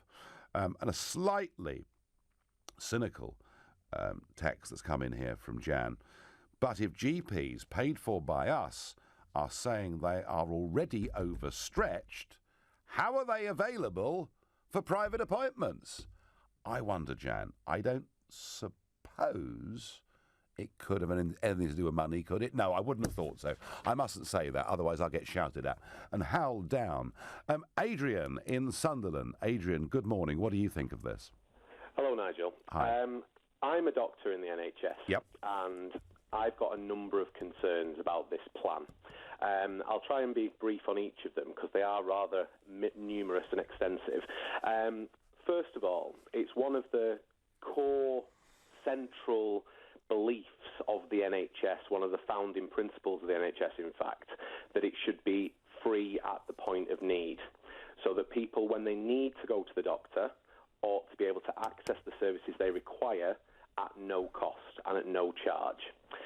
Now, one of my concerns is that if you introduce a system whereby you are effectively charging people to go and see a GP, that acts as an obstruction, as a barrier to them accessing the GP. Be it £50, £500 or £5, it's still a barrier. And to many people, particularly people really down at the lower end of the socioeconomic spectrum who literally do not have that kind of money going spare, they can barely afford to put food in their mouth, let alone pay to go to the doctor, it will prevent them going to the doctor. It will prevent them going. But Adrian, hang on. Yeah. This plan, is not to force everybody to pay £50 to see the doctor on the same day. It's to give people the option of paying £50 to get a guaranteed same-day appointment. It's slightly different, isn't it?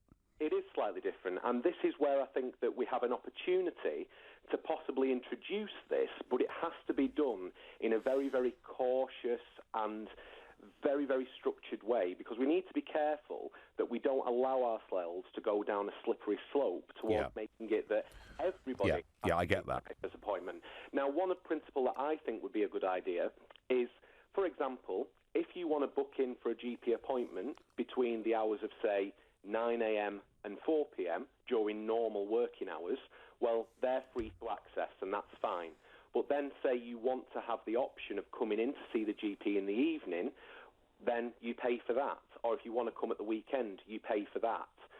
Okay, so you would sort of favour almost sort of a hybrid system here, yeah? Yes, yeah. I think that would probably be as far as I would ever want to go. That would be as far as I'd ever want to go. But you need to structure that in a very, very careful way. But for anybody, Adrian... Slowly but surely through attrition, we don't quickly get towards a fully privatised system. I get your point completely, that we should not be moving towards a system that compels people to pay. Trouble is, if every evening appointment you have to pay for, anyone working 9 to 5 in an office effectively is going to have free GP consultations removed from them, aren't they?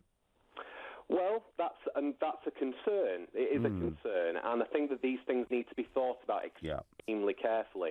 One other point I wanted to make, Nigel, if that would be okay. Yeah, go on. I noticed that a few people who've come on and commented about this issue have blamed the lack of availability of GP appointments on, I quote them, the explosion in the UK population. Yeah. Now, we're not talking there about an explosion in the UK population that's happened since the expansion of the EU in the early 2000s. That's not what we're talking about here. We're talking about a hugely expanding ageing population who are people who were born in the aftermath of the Second World War, in the 40s, 50s, early 60s, who are now approaching late middle age and now elderly and have come into the GP regularly with extensive, complex, very deep problems that take a long time to sort out. Now, they're the people that are putting the pressure on the system. It's not through their fault. I'm not saying that they've done anything wrong by that. Please don't think I am saying that. But I think that's where we need to focus our attention. No, I get, Adrian, I get that.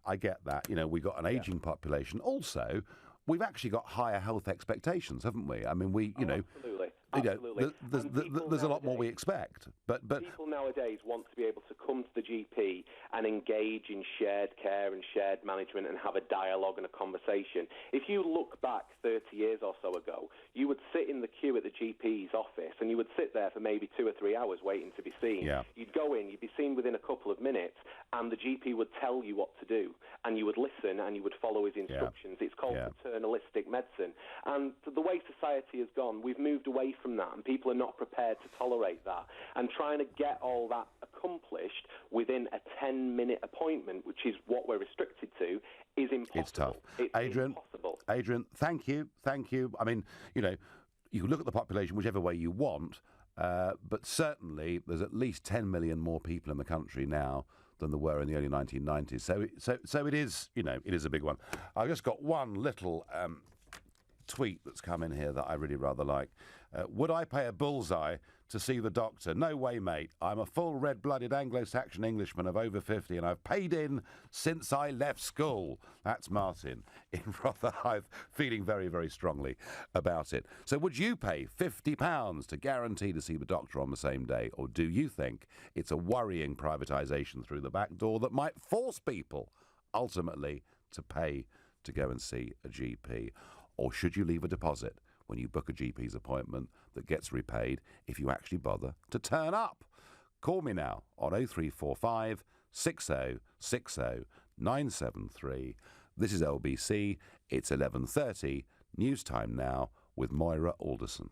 Theresa May could trigger Article 50, the process to leave the EU, by February next year, according to the European Council President. At a meeting of EU leaders, Donald Tusk said the Prime Minister made the comment earlier this month. A retired general has warned Britain's armed forces wouldn't be able to protect the UK from a full-scale attack by countries like Russia. The comments by General Sir Richard Barrons came in a private memo to Defence Secretary Sir Michael Fallon, and they've been seen by the Financial Times. New drivers caught using their mobiles at the wheel just once could have their licences taken off them in future. The government's looking at doubling the punishment for this next year to 6 penalty points and a £200 fine. LBC weather generally dry and bright with some scattered showers, a high of 22 degrees. This is LBC. You don't need a fanfare if you've got a great offer. Get £25 cash back on small business insurance from Simply Business. That's £25 off, and we won't be beaten on price, because if you find a lower quote from someone else, Simply Business will pay the difference. You still want a fanfare? Ta-da! That do it for you? For £25 back, search Simply Business Radio now. New customers only. Full T's and C's at simplybusiness.co.uk/radio. Simply Business is authorised and regulated by the FCA. Estate agents? Who are they to tell you what to do? If you want to sell your home fast, for cash, speak to Property Rescue. There are no middlemen, just a genuine cash sale, which means you could exchange within 48 hours. I know, unbelievable. So, middlemen, speak to Property Rescue. They're buying houses all over Britain. Go to propertyrescue.co.uk. Property Rescue. Problem solved. Swap a picnic in the park for a gourmet lunch and a game of croquet on the only real grass lawn at sea. With Celebrity Cruises, you'll enjoy the perfect mix of modern design and sumptuous luxury. Book an eligible balcony stateroom or above before the 30th of November, and the cruise fare for the second person is half price. Plus, receive a free classic drinks package. Visit the independent cruise experts at a Thomas Cook store or go to thomascook.com/cruise. Selected dates, conditions and credit card fees apply. At all protected. This weekend, the Times fashion director puts the new season to the test. She wears everything from the highest in haute couture to the high street hoodie and discovers whether the clothes that look good on the catwalk will work for you. For the latest in fashion, pick up your copy of The Times this Saturday. We've got it at Selco. Selco, it's where the trade goes. At Selco Builders Warehouse, we've got some real deals on a wide range of trade-quality building products. In September, we've got a real deal on a 25-kilogram bag of Rugby Premium Cement in waterproof plastic packaging for only £3.25 ex-VAT. That's a real deal. And now there's another Selco branch now open in Chessington. Or visit any of more than 20 Selco branches within the M25. We've got it at Selco. Selco, it's where the trade goes. Everyone likes saving money. A little bit here, a little bit there. But what if I was to tell you that you could save a massive £120? Because if you're looking for a brand new smartphone, you can get a £120 discount on any smartphone plan from BT Mobile if you have BT Broadband at home. How good is that? And you can choose from some of the biggest selling and most loved smartphones around. Search BT Mobile now and get all the information you need. £5 per month discount for BT Broadband Homes. 24-month minimum term. Terms apply. This is LBC with Nigel Farage. Would you pay £50 to guarantee seeing the GP on the same day? Is it privatisation through the back door? It's a big subject. It matters. Healthcare matters to all of us. Matters to me a lot. I've, through plane crashes, car crashes, illnesses, I had cancer once. I've had pneumonia a couple of times. So, I really have needed to access healthcare pretty quickly once or twice. And I did pay to see a GP back in the mid-1980s who referred me somewhere else, which probably saved my life. So I haven't got a problem in paying, but I would hate to think people were going to be forced into paying. But there's a big outcry in some parts of the country that it takes forever to get a GP appointment. So perhaps for the last half an hour here, can we have a competition, please? Can you please either text us at 84850 or tweet us at LBC and tell us what is the longest time you've ever been told you've got to wait for an appointment with your GP. Please, no fibs. Let's hear the truth. Let's find out what's going on there. And we go to our next caller, which is Paul from Bradford. Paul, good morning. Hi, Nigel. Firstly, just to apologise, I weren't able to make it yesterday to see you off as leader. Oh. Excuse my work. Right, well, we've all got to work, yeah. Really sad to see you go, but I do understand the reasons. But, yeah, I mean, for myself, talk about the issue of GPs and just NHS in general. I think, there is a overwhelming view that the NHS is in a state of decline. I myself would be quite happy to pay £50 to see a GP. I mean, the longest I've waited to see a GP once before was about 4 days off of 4 months to get an appointment. But I've also seen the other side of the coin. My wife is American. I'm trying to get her over on immigration at the minute, and I've had to have treatment in the States.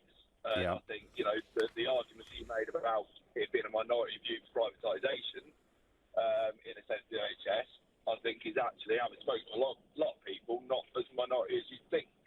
You go to the NHS, yes, you pay for your health insurance, but, you get a private room, you get your dignity and privacy respected, you get a nurse that's there with you the whole time. Yes, the doctor's still got to go around many different patients, but you get a much better level of care. Yeah, to some extent, Paul. Responder for the ambulance service here, it's, I've seen it, and I would say we all enjoy, the NHS being free at point of delivery, and I would agree that the NHS ambulance service needs to stay that way. But it seems like, Paul, what you're saying, and indeed what the doctor, the last caller, is talking about, is there's almost the emergence of a hybrid system here, isn't there? Where you can pay for bits of it. As you say, if you're in maternity, you can pay more money to get a separate room, etc. And I can see all of that. And I have no problem with any of that, provided it's not a slippery slope going down a road of forcing people, and that I think is perhaps the concern. But Paul, many thanks indeed for your call and for your support. And an interesting one that comes in here anonymously that says, if you are able to pay for a doctor's appointment and the doctor needs to refer you to the hospital, then effectively you are jumping the queue at the hospital. Well, I guess it's a little bit difficult to argue against that. And I guess you could say that any form of private healthcare perhaps gives you an advantage. And there is a moral debate around that, and I get that. However, the big concern seems to be that so many people who need GP appointments in parts of this country simply can't get them. And we've put the call out. We've asked you to tell us what's the longest you've ever had to wait for a GP appointment. And I still think this argument needs examining. Firstly, that if people are prepared to pay, surely that lifts the burden for everybody else.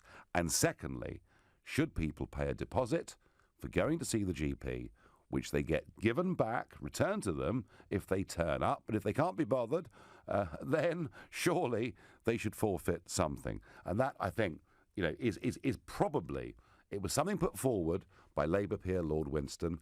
It was shouted down. But as I know myself, sometimes ideas that initially get shouted down later on begin to look perhaps really rather sensible. Next we go to Darren from Poplar. Darren, good morning. I just can't understand how anyone's really advocating to pay for a GP. It just beggars belief to me that me myself are sometimes waiting 3 to 4 weeks for an appointment. 3 to 4 weeks? Yes, 3 to 4 weeks for an appointment. Now, if I can't see a doctor within 3 to 4 weeks, how is that? Living in Tower Hamlets, where we've got some of the most highest poverty in the country, and also some of the highest rich people in the country living in this borough, how is that going to increase my access to see my GP?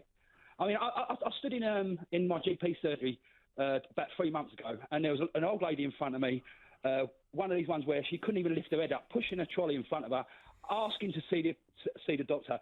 The lady behind the counter had turned around and said, look, you've got to phone up. She's been trying for an hour to get through, so she got on a bus to get to... I ended up giving her my appointment that I'd begged for 2 weeks before. Now, Darren,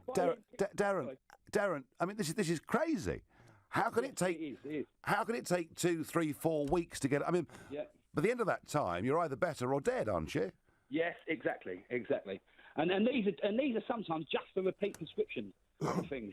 Yeah. I mean, I can't get a repeat prescription for painkillers.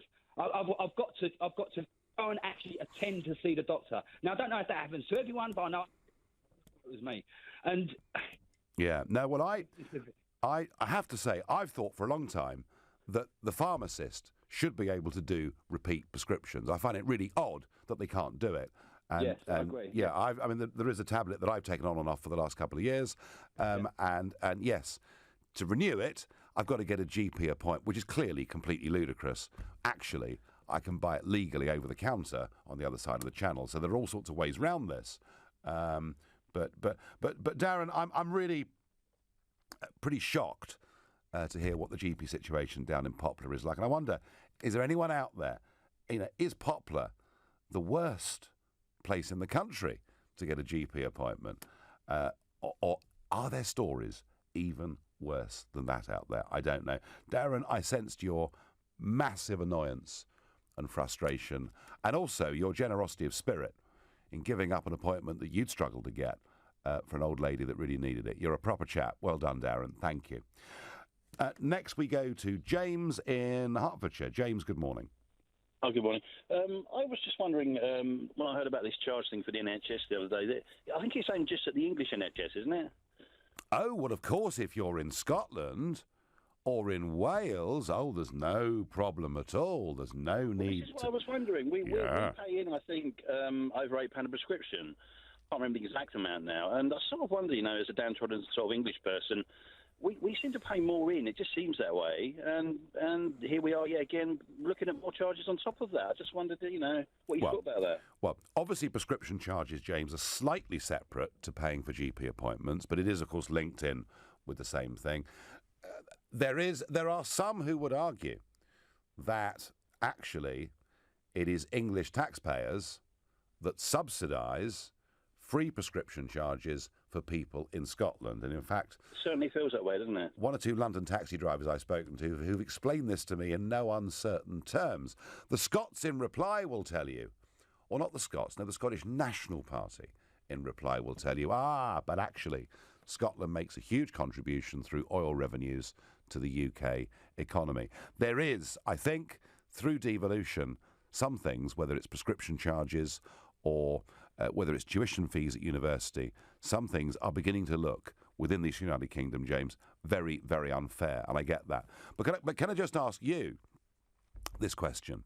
I mean, how easy or difficult is it for you to get a GP appointment?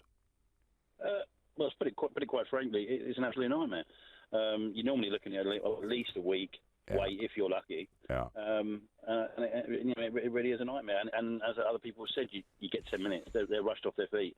If it's something important, you don't really get a chance to talk about it properly with the doctor. So if you were really worried about something, something was really bugging you, you weren't sleeping worrying about it, would you pay 50 quid to get a consultation with your GP on that same day?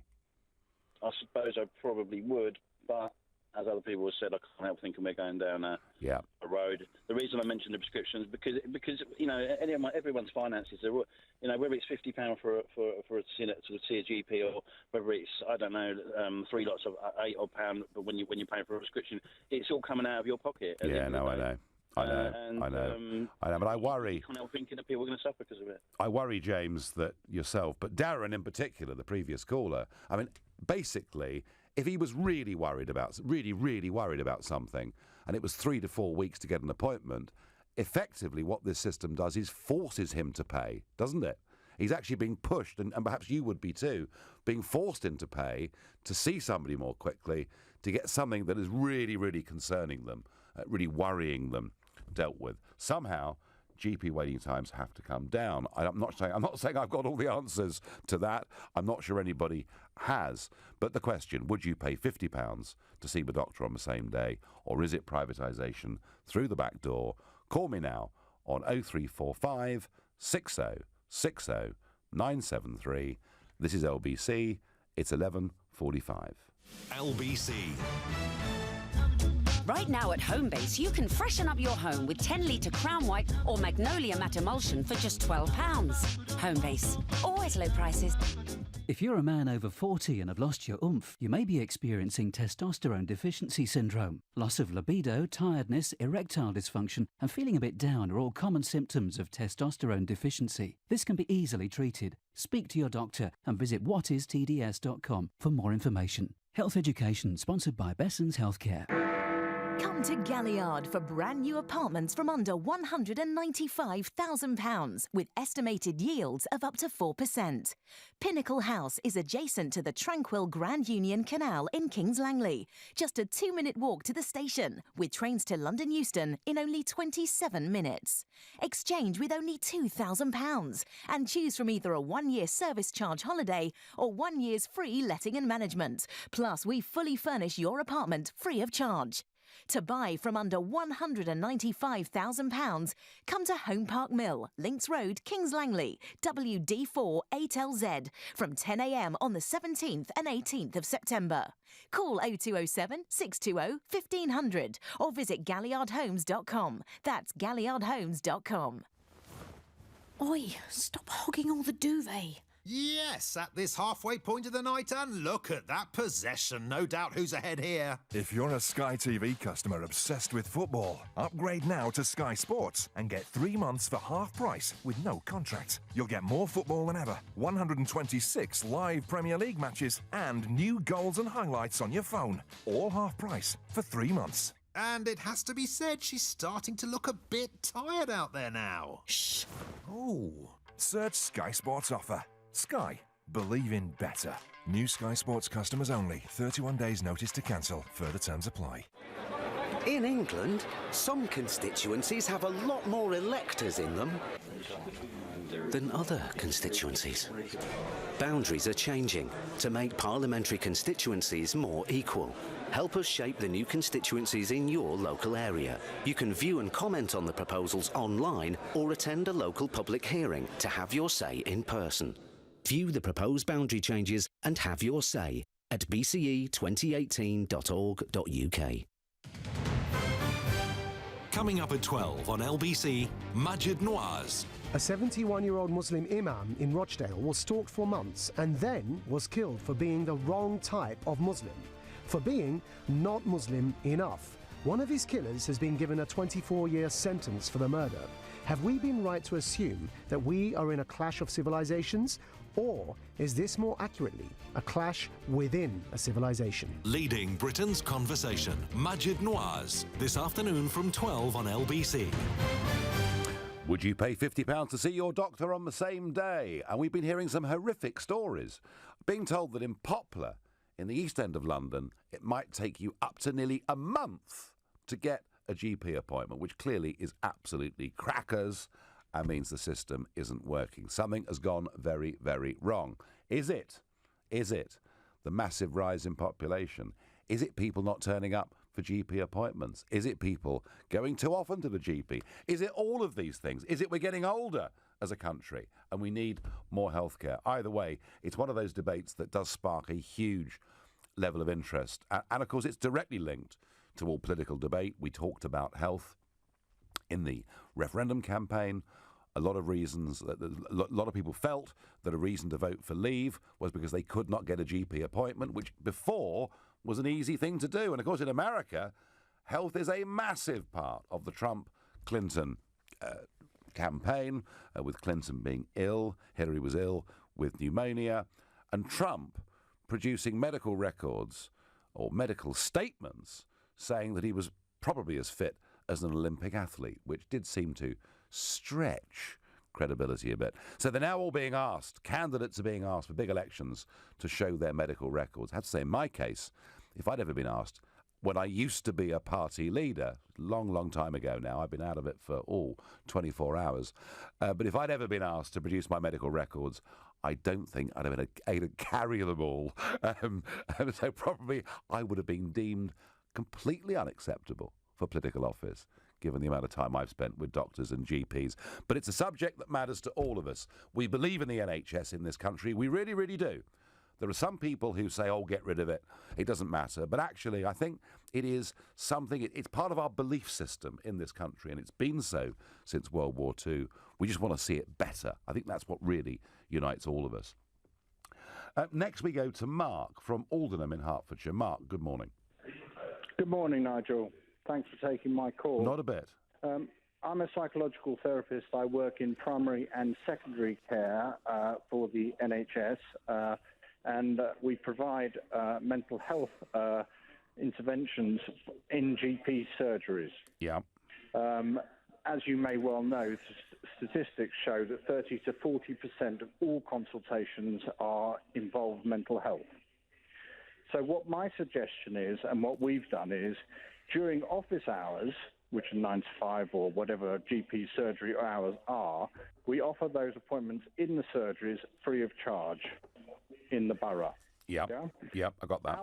Out of hours, we have an office whereby we can provide 24/7 services, interventions, clinical interventions, therapy sessions in our offices for a small donation.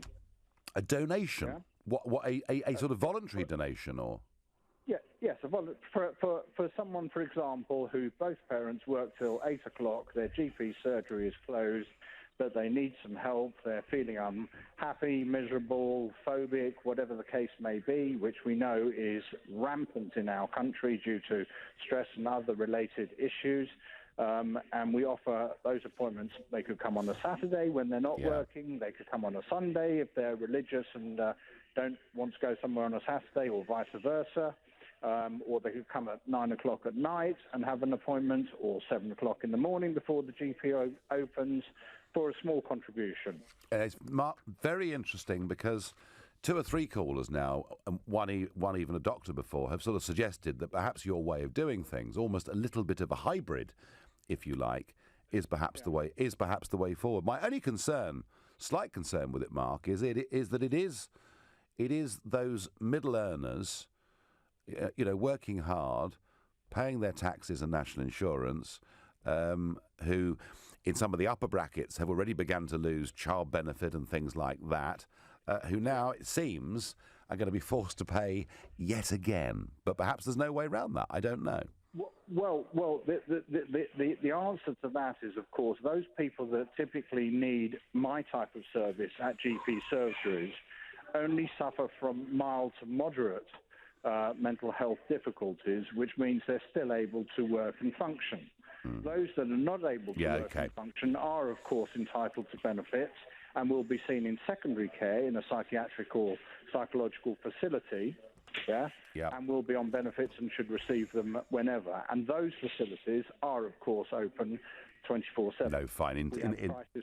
And I do believe that you're absolutely right. The NHS should fulfil on its promise that it made in 1948, that services should be free at point of contact. No, absolutely. What I'm suggesting is that to get around the politicisation of this whole process, what we can do is we can complement the free services that we should be providing during office hours for those who are a little bit miserable, unhappy, or struggling, or they've lost a job or lost a loved one, etc., etc., and they could come at any time that they want, for a small contribution to the cost of those offices. Mark, thank you very much, and thank you for what you do. Goodness me, you're in the Cinderella bit of the National Health Service. We talked about mental health a couple of weeks ago, and I know it's pretty tough in that sector at the moment.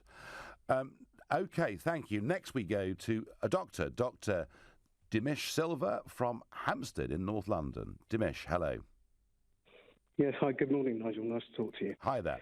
I'm actually ringing up. I'm one of the founders of Totally. So, OK, that's the app, isn't it?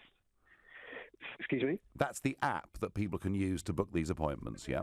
That's right, yeah. So we started this about 2 months ago, and then I know there's a lot of people talking about it, but the last thing that we want is to sort of force privatisation into the NHS. Dimesh, I tell you what, let's start at the beginning here.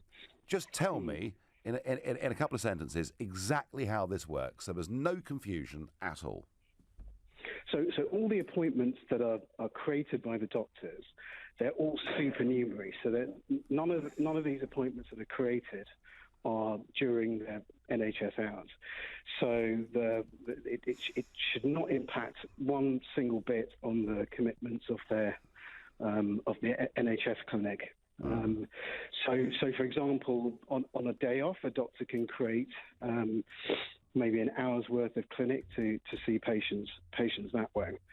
The idea behind it is because there are a lot of doctors working part-time, and my feeling was that they're underutilised force, especially with part-time GPs. I think it's quite important that they should have a lot of flexibility around their working times. So, especially with say, for example, I'm giving the example of a female GP.